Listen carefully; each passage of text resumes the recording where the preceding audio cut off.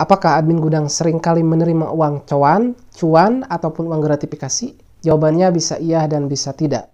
Assalamualaikum warahmatullahi wabarakatuh. Teman-teman, kembali lagi bersama saya. Jadi di video kali ini saya ingin membahas sedikit tentang masalah uang cuan. Mungkin hal ini bagi sebagian orang tabu untuk dibicarakan, tapi terbuka untuk dinikmati gitu. Tapi bagi saya pribadi hal ini tabu untuk dinikmati dan terbuka untuk dibicarakan. Cuan itu istilahnya kita dapat keuntungan dari uang lebih dari setoran atau dari barang. Misalkan pagi harinya nilai faktur itu Rp100.200.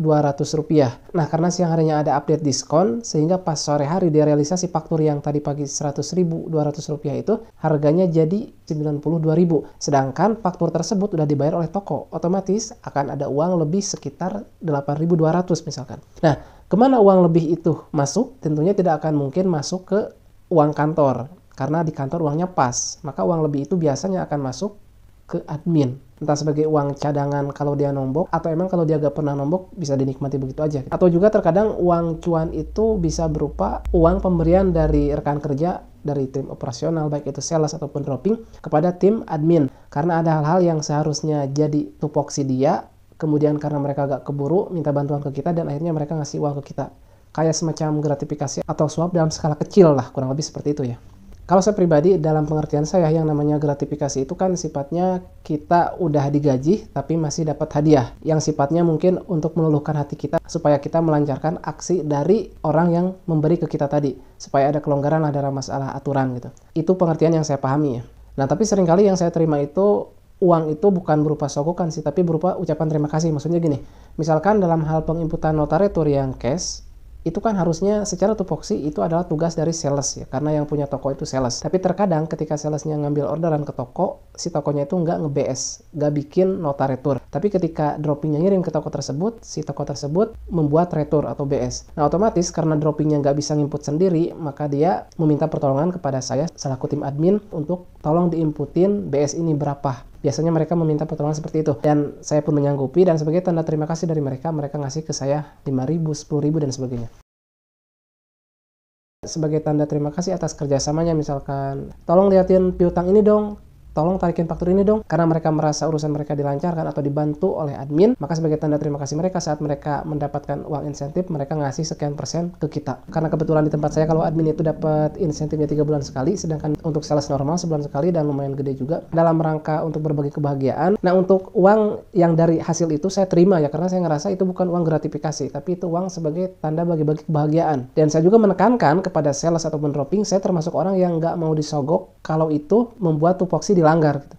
Oke, saya terima ya uang ini, tapi jangan gara-gara uang ini kalian bisa seenaknya ke saya. Saya suka bilang seperti itu, dan mereka pun menyanggupi. Artinya uang yang saya terima ini murni dari bagi-bagi rezeki mereka, dan mereka pun ngerti itu tidak membuat saya luluh hatinya gitu. Sedangkan uang-uang di luar itu, misalkan sebagai tanda terima kasih mereka karena saya udah inputin nota retur mereka, SO retur mereka, mereka ngasih ke saya, kemudian ada uang lebih dari realisasi faktur, itu biasanya nggak saya terima ya teman-teman, karena saya takut uang itu termasuk ke dalam uang subhat. Maka yang saya lakukan adalah saya kumpulin di laci saya. Jika suatu hari saya lagi butuh, saya pakai dulu, tapi saya ganti lagi gitu. Pernah pengalaman saya ngumpul-ngumpul uang dari hasil uang lebih itu ya, dari dropping, dari sales, ada lebih lah, lebih store gitu, nyampe 200.000 gitu.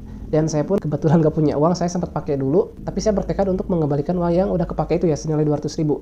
Dan kebetulan suatu hari saya membuat kesalahan berupa menghilangkan satu barang gitu ya, senilai 200.000 juga. Nah, uang yang saya kumpulkan itu saya bayarin ke kekurangan barang itu ya. Karena saya gak memakan barang tersebut, maka uang yang menurut saya subhat tadi saya bayarin ke barang yang hilang itu. Saya beranggapan bahwa uang yang dianggap subhat menurut saya itu adalah uang milik orang lain dan harus dikembalikan ke orang lain juga, yakni dalam hal ini kantor gitu. Dan bahkan ada mitos yang berkembang gitu ya di tempat saya kerja tuh. Jadi kalau teman-teman admin misalkan sering makan uang dari hasil cuan tersebut, biasanya mereka tuh tubuhnya tuh akan gendut-gendut gitu ya. Ya cabi-cabi gitu pipinya, terus perutnya tuh kayak agak buncit gitu ya. Agak masuk akal sih, karena saya nggak suka makan uang cuan itu, maka tubuh saya terlihat kurus kering gitu. Tapi itu sih hanya sebatas mitos ya, belum tentu dibuktikan kebenarannya. Ya itu ya teman-teman terkait masalah uang cuan atau uang gratifikasi ya.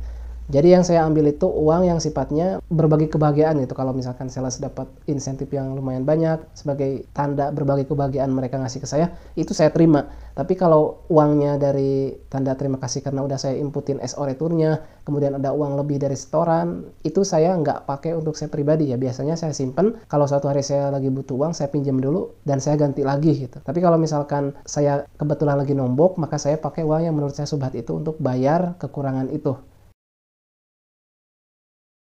Yang penting bagi saya pribadi uang itu nggak masuk ke perut saya gitu. Itu sih prinsip yang saya pegang ya. Karena menurut saya takut kalau itu uang subhat atau bahkan uang haram, nanti susah tobatnya gitu ya, susah ngembaliinnya. Itu sih pendapat saya pribadi ya. Kalau misalkan menurut teman-teman yang profesinya sama dengan saya atau pengalamannya sama dengan saya atau memang saat ini masih kerja di tempat yang seperti itu, kemudian teman-teman berbeda pendapat dengan saya tentang anggapan uang cuan ini, ya itu masalah pribadi teman-teman ya. Cuma kalau saya pribadi, cara menyikapi uang cuan itu seperti itu ya. Oke, barangkali itu aja sih untuk cerita kali ini. Mudah-mudahan menambah wawasan teman-teman dan mudah-mudahan juga ada manfaat. Sampai jumpa di video berikutnya. Assalamualaikum warahmatullahi wabarakatuh.